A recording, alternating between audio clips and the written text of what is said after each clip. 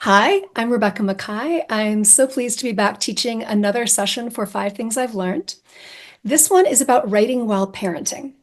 And the background on this is that, like many people who write and are parents, specifically people who write and are mothers, I get asked constantly, how are you balancing being a writer and a mother? Or who's watching your kids while you're on this book tour? Or, oh my God, how do I do this? The snarky questions, the ones that seem a little condescending, I've always answered with snark. But there's another kind of question, the very sincere or sometimes desperate question from someone thinking about having kids, someone with new kids, someone who hasn't written in the 10 years since their kids have been born. And they're wanting to know how on earth people manage to do this. And that deserves a sincere answer. It's never an answer that I have time to give because I feel like that answer would take me an hour or so to give.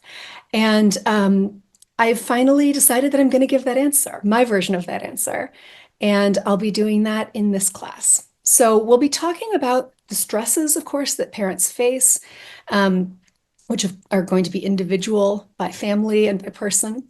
We'll talk about the stresses on the creative life for anyone who is taking care of family and trying to use their creative mind at the same time.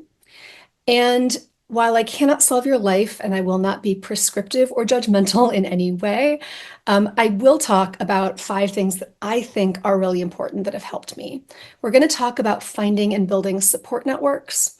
We'll talk about budgeting and prioritizing writing time. We'll talk about overcoming parental guilt. We'll talk about the ethics of writing about family. And we'll talk about tapping into the gifts that parenthood might lend your creative life. There's nothing you need to do to prepare for this class except maybe lock your door to keep your kids out if that's what you want to do.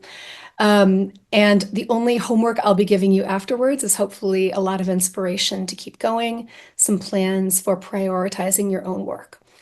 This class is appropriate for anyone with kids or anyone that they are in a caretaking role for of any age.